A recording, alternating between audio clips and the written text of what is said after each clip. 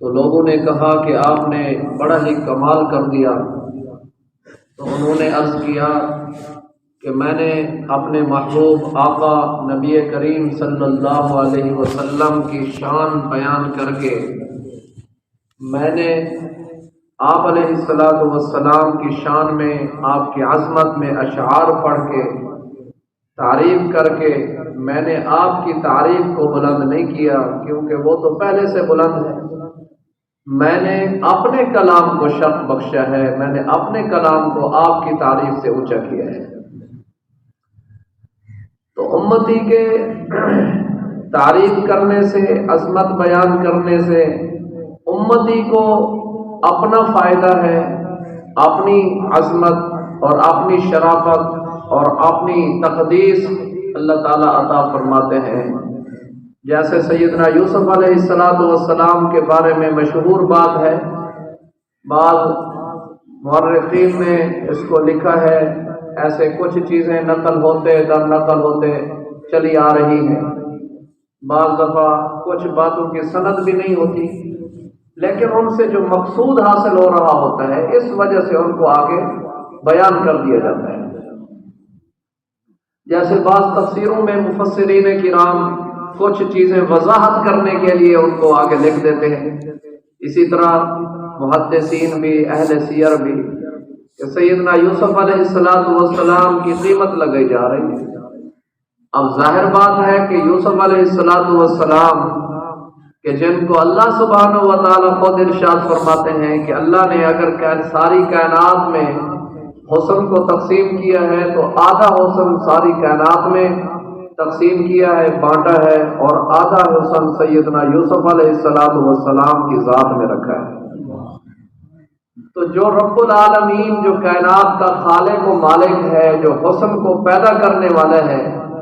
خوبصورتی کو پیدا کرنے والا ہے، وہ اللہ جب یہ بیان کر دے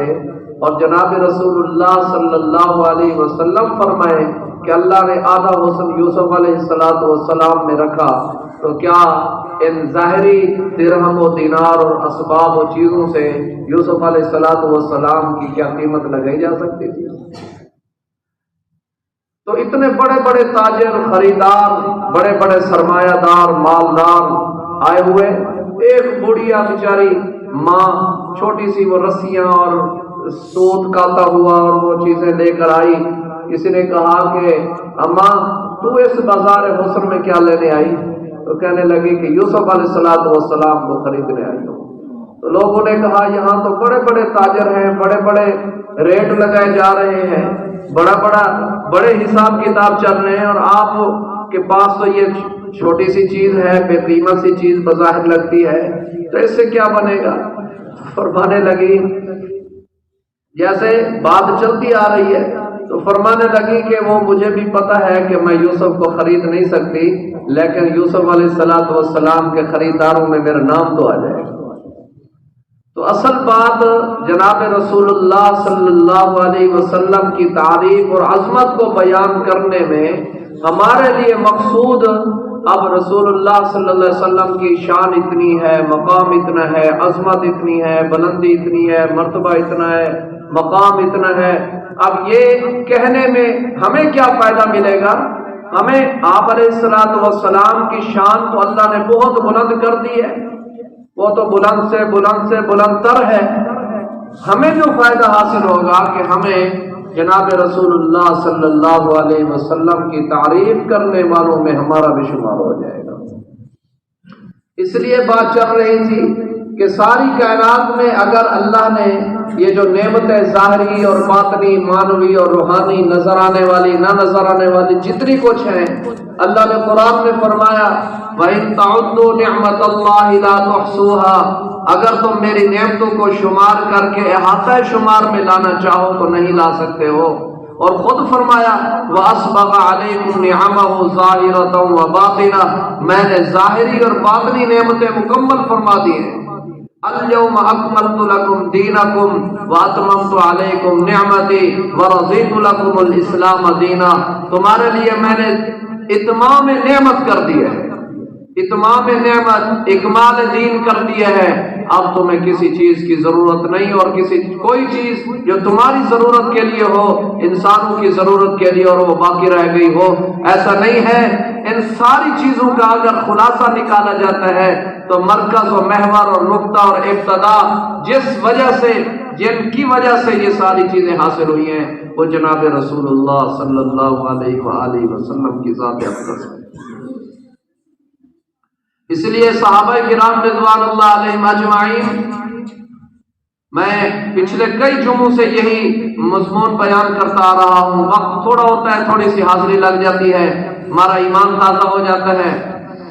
تو رسول اللہ صلی اللہ علیہ وسلم کی جیسے اللہ کے نام بے شمار ہیں، اللہ کی صفات بے شمار ہیں، جیسے اللہ تعالیٰ نے اپنی عظمت کے لیے فرمایا کہ لا محدود ہے، اپنی اللہ کی رحمت لا محدود ہے، تو جناب رسول اللہ صلی اللہ علیہ وسلم کے لیے بھی اللہ نے وہی الفاظ بیان فرمائے کہ میرا محبوب رحمت للعالمین ہے۔ اگر اللہ رب العالمین ہے تو محمد رحمت للعالمین ہے، تو اللہ کی جب ربوبیت کا احاطہ کوئی نہیں تو محمد صلی اللہ علیہ وسلم کی رحمت للعالمین کا کون احاطہ کر سکتا ہے؟ اس لیے جہاں جہاں تک رب العالمین کی ربوبیت ہے، خدائی ہے، وہی تک محمد الرسول اللہ کی مصطفی ہے۔ انسانوں میں دیکھ لیں، حیوانوں میں دیکھ لیں، نباتات میں دیکھ لیں، جمادات میں دیکھ لیں، اوپر دیکھ لیں، سامنے دیکھ لیں، پیچھے دیکھیں، دائیں بائیں، ہر طرف جہاں جہاں محمد الرسول اللہ صلی اللہ علیہ وسلم کی رحمت للعالمین اور آپ کی نبوت ہے، وہیں تک آپ کے آثار نبوت بھی موجود ہیں۔ یہ بڑی عجیب بات ہے کہ جہاں تک یعنی اللہ نے کائنات میں ربوبیت ساری کائنات پر حاوی ہے، اللہ کی خدائی، تو اللہ نے نبوت کا دروازہ بند کرنے کے بعد ختم المرسلین اور ختم الرسل آقا نامدار حضور بطور صلی اللہ علیہ وسلم کو فرما دیا، تو اب نبی کوئی نہیں، اسی لیے آپ نے اعلان کیا انا ربکم واحد، تمہارا رب ایک ہے، انا نبیکم واحد، تمہارا نبی ایک ہے، اور تمہاری کتاب ایک ہے، اور تم آخری امت ہو، میں آخری نبی ہوں، تمہارے پاس آخری کتاب آ چکی، اس کتاب کے بعد کوئی کتاب نہیں، میرے نبی آنے کے بعد کوئی نبی نہیں، تم امت آخری امت کے بعد کوئی اور امت نہیں۔ پھر فرما دیا انا والساعۃ کہاتین، میں اور قیامت ایسے بھیجے گئے جیسے یہ دو انگلیاں، یعنی میرے بعد اب قیامت ہے، درمیان میں یہ فاصلے، یہ ایک سلسلہ سفر تو طے ہو رہا ہے، لیکن درمیان کے اندر فصل کرنے والا نبی، فصل کرنے والی کتاب اور فصل کرنے والی کوئی امت اور نہیں آئے گی۔ تو اللہ جل شانہ نے جہاں جہاں تک رسول اللہ صلی اللہ علیہ وسلم کی نبوت کو بیان فرمایا، وہیں تک اللہ نے آثار نبوت بھی بیان فرما دی ہے۔ تو آپ دیکھ لیں آخری حد، اوپر دیکھیں تو آسمانوں کے بعد کیا ہے؟ عرش ہے، اور عرش کے اوپر اللہ نے فرمایا ثم استوى علی العرش، اللہ عرش پر مستوی ہے، تو گویا کہ ایک حد بیان فرما دی کہ اوپر اللہ ہے، پھر نیچے تحت الثری ہے تو اللہ ہے، پھر دائیں اور بائیں الاول والآخر والظاہر والباطن، یعنی گویا کہ ہر طرف اللہ ہی اللہ ہے، جدھر دیکھو جہاں دیکھو جیسا دیکھو اللہ ہی اللہ ہے، اور اللہ ہی جو چاہتا ہے ویسے ہوتا ہے۔ تو اللہ جل شانہ نے ہر آخری حد تک محمد الرسول اللہ صلی اللہ علیہ وسلم کے آثار نبوت بھی ظاہر فرما دیے، آثار نبوت بھی ظاہر، اور ہر مخلوق میں ظاہر فرما دیے، ہر مخلوق میں، فرشتوں میں ظاہر کیے، جنات میں ظاہر کیے، نباتات میں ظاہر کیے، جمادات میں ظاہر کیے، بے جان چیزوں میں ظاہر کر دیے، زمین پہ ظاہر کیے، اس لیے آپ علیہ الصلوۃ والسلام کے معجزات کی حد کوئی نہیں ہے،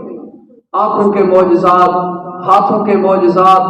کلام کے معجزات، بات کے معجزات، آپ کے دائیں طرف کے معجزات، آپ کے بائیں طرف کے معجزات، زمینی معجزات، سفری معجزات، حضری معجزات، پانی کے معجزات، خشکی کے معجزات، کھانے کے معجزات، یعنی معجزات کی حد کوئی نہیں ہے۔ جس چیز کو جس طرف بھی انسان گھستا ہے، بات کرنا شروع کرتا ہے، اسی طرف معجزات ہی معجزات ہیں۔ اس لیے علماء کرام علماء کرام، اولیاء اللہ، محدثین، محققین، مفکرین، مؤرخین جب بھی لکھتے ہیں تو آخر میں جب تھک جاتے ہیں تو وہ پھر یہی کہتے ہیں کہ تمام عمر لکھا اور مدح باقی ہے۔ تمام عمر لکھا، بھئی ہماری عمر مکمل ہو گئی، پوری ہو گئی ہے، لیکن جناب رسول اللہ صلی اللہ علیہ وسلم کی مدح ابھی باقی ہے۔ وقت تمام ہوا اور مدح باقی ہے۔ قلم ہے آبلہ پاک، کئی سال 40,000 اشعار لکھے اور اس کے آخر میں یہ لکھا کہ وقت تمام ہوا اور مدح باقی ہے۔ قلم ہے آبلہ پاک اور مدح باقی ہے، تمام عمر لکھا اور مدح باقی ہے۔ قلم آبلہ پاک، یہ بڑا عجیب جملہ اس نے کہا، قلم ہے آبلہ پاک اور مدح باقی ہے۔ آبلے یعنی پاؤں پر جو چھالے بن جاتے ہیں کہ انسان چلتے چلتے چلتے پیدل سفر کرتے کرتے کرتے تھک جاتا ہے، منزل تک نہیں پہنچ پاتا، منزل بہت دور ہے اور یہ تھک گیا، ہار گیا، ہمت ہار گیا، پاؤں پر چھالے پڑ گئے، تو وہ مورخ کہتا ہے قلم ہے آبلہ پا، میرے قلم پر پھوڑے بن گئے ہیں، میری ہمت ہار گئی ہے، میری عمر تمام ہو گئی، میری ہمت ختم ہو گئی اور میرا قلم بھی لکھتے لکھتے تھک گیا ہے، لیکن اور مدح باقی ہے۔ سبحان اللہ، مدح باقی ہے۔ اس لیے کون مدح کر سکتا ہے؟ رسول اللہ صلی اللہ علیہ وسلم کے حقوق بیان کر رہے تھے کہ حقوق کا بھی احاطہ کوئی نہیں کر سکتا، لیکن موٹے موٹے خلاصے کے طور پر علماء کرام، مفسرین، محدثین 6 حقوق عام طور پر شمار کرتے ہیں۔ سب سے پہلا رسول اللہ صلی اللہ علیہ وسلم کی ذات اقدس پر، آپ کی نبوت اور رسالت پر ایمان لانا۔ نمبر 2 آپ کا اتباع و اطاعت کرنا۔ نمبر 3 محبت و عشق کرنا۔ نمبر 4 تعظیم و توقیر کرنا۔ نمبر 5 آپ کا ادب و احترام کرنا، اور نمبر 6 آپ کی ذات اقدس پر درود و سلام پڑھنا۔ یہ خلاصے کے طور پر آپ 6 حقوق یاد کریں۔ سب سے پہلا ایمان لانا،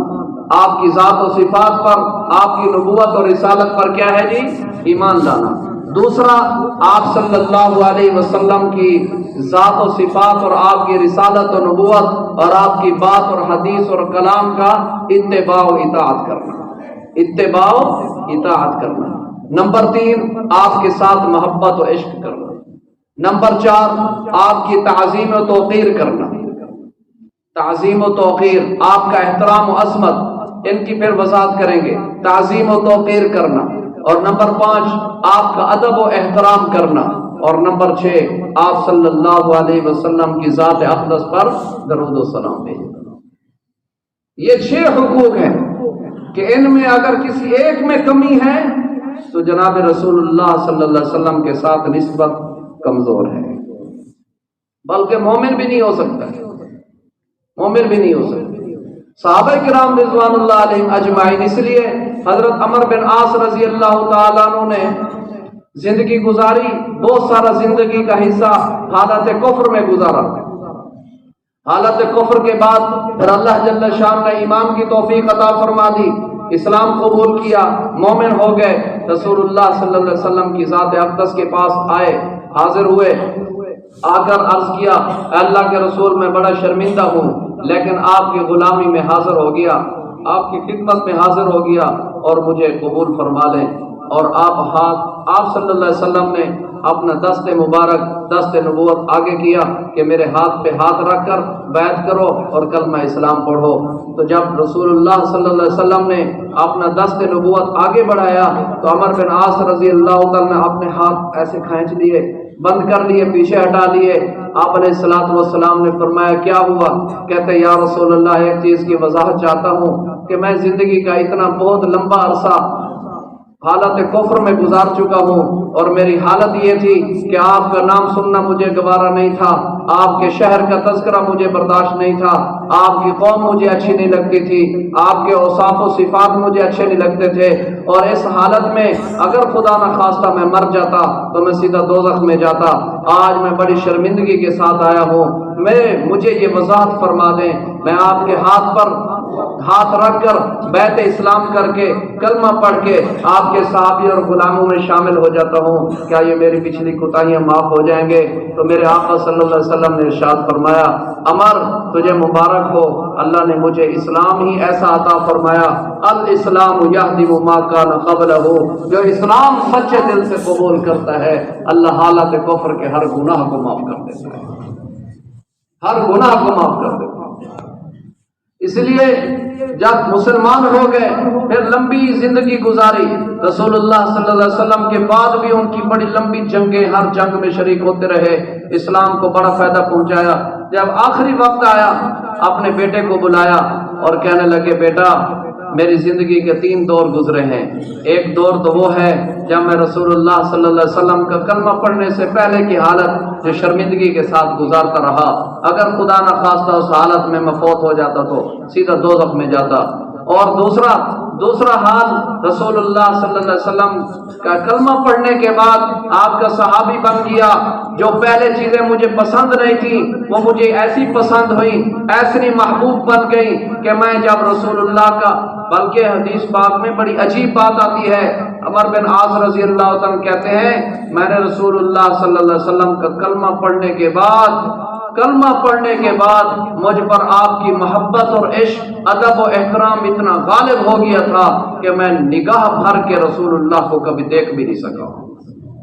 فرماتے ہیں کہ اگر میرے سے کوئی پوچھے کہ آقا صلی اللہ علیہ وسلم کا حلیہ بیان کر دیں تو کہتے ہیں میں بیان نہیں کر سکتا، اور کہتے تھے کہ رسول اللہ صلی اللہ علیہ وسلم کی کلمہ پڑھنے کے بعد پھر آپ کی ہر چیز مجھے محبوب ہو گئی، اور آپ کی زندگی میں ہر چیز مجھے محبوب رہی، آپ کا وصال مبارک ہو گیا، اس کے بعد میرے بہت سارے اعمال ہیں، لیکن اللہ تعالیٰ کے ہاں بہرحال انسان کو عاجزی کرنی چاہیے۔ اب میرا کچھ پتہ نہیں ہے کہ میرا کیا بنے گا۔ بیٹے کو کہا، میرے بیٹے جب میرا انتقال ہو جائے، میری وفات ہو جائے، میرا جنازہ،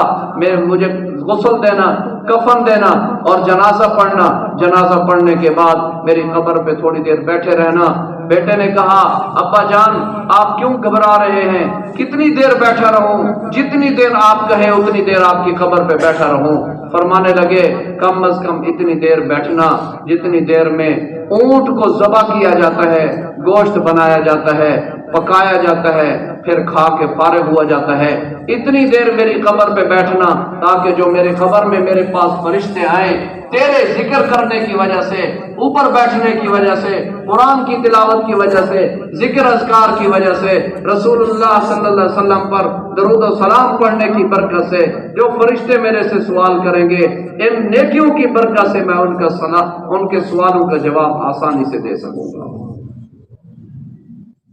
اس لیے عام ضابطہ بھی یہی ہے کہ تدفین کے بعد آپ دیکھیں، تدفین مٹی برابر کرنے کے بعد دعا مانگی جاتی ہے، اور اسی لیے علماء کرام فرماتے ہیں کہ ایک طرف سے سر کی جانب سے جو ہے وہ الف لام میم سے پہلا رکوع پڑھا جائے، اور دوسری طرف آمن الرسول سے آخر تک یہ 2 آیتیں پڑھ کے پھر اس کے بعد دعا کی جائے۔ رسول اللہ صلی اللہ علیہ وسلم بڑی لمبی دعا قبر پہ کھڑے ہو کر فرماتے تھے، اور فرماتے تھے یہ قبر جو ہے یہ اندھیرا گھر ہے جس پر میں محمد رسول اللہ دعا مانگ لیتا ہوں، اللہ جل شانہ اس کو نور کا گھر بنا دیتے ہیں۔ اس لیے ہر باپ فوت ہوا، اولاد، رشتہ دار فوت ہوا تب، استاد فوت ہوا تب، تو جو بھی جس کو جتنی توفیق ہو جائے، جو اپنی ورثاء کی، اولیاء کی قبور پر ضرور جانا چاہیے، اس پر بیٹھ کے سنت کے مطابق ذکر اذکار کرنا، ان کے لیے دعائیں مغفرت کرنا، یہ بہرحال اللہ تعالیٰ نے قرآن میں فرمایا، اور اللہ نے تو قرآن میں دعا سکھائی اور فرشتوں سے بھی دعا کروائی ہے۔ فرشتوں سے کہا ہے کہ جو اولاد، جو شاگرد، رشتہ دار نیک لوگوں کی اتباع قدم بقدم چلتے آئیں گے، اللہ تعالیٰ بھی اپنی رحمت سے جہاں ان کو پہنچائے گا، پیچھے چلنے والوں کو بھی وہیں پہنچا دے گا۔ سورۃ المؤمن 24ویں پارے میں یہ آیتیں موجود ہیں، ربنا وسعت كل شيء رحمة وعلما فاغفر للذين تابوا واتبعوا سبيلك وقهم عذاب الجحيم ربنا وادخلهم جنات عدن التي وعدتهم ومن صلح من آبائهم وأزواجهم وذرياتهم إنك أنت العزيز الحكيم۔ فرشتوں کو اللہ نے فرمایا ان کے لیے دعا کرو، فرشتوں کو، کہ جہاں ان کے پہلے لوگ پہنچ چکے انہی کے نیک لوگوں کے نیک نقش قدم پر اللہ ان کے باپوں کو بھی اور ان کے ازواج کو بھی، ان کے رشتہ داروں کو بھی اور ان کی اولادوں کو بھی انہی کے نقش قدم پر چلائے۔ اور اللہ تعالیٰ قادر ہے، جو نیکی کی پیروی کرے گا اللہ تعالیٰ ان کو بھی وہیں پہنچا دے گا۔ اس لیے سیدنا یوسف علیہ السلام دعا کرتے تھے، توفنی مسلما والحقنی بالصالحین، اے اللہ مجھے اسلام کی حالت میں وفات عطا فرما اور وفات کے بعد مجھے اپنے نیک آبا و اجداد کے ساتھ مجھے لاحق فرما۔ دعا ہے اللہ سبحانہ و تعالی ہم سب کو جناب رسول اللہ صلی اللہ علیہ وسلم کی سچی تابعداری نصیب فرمائے۔ وما علینا الا البلاغ۔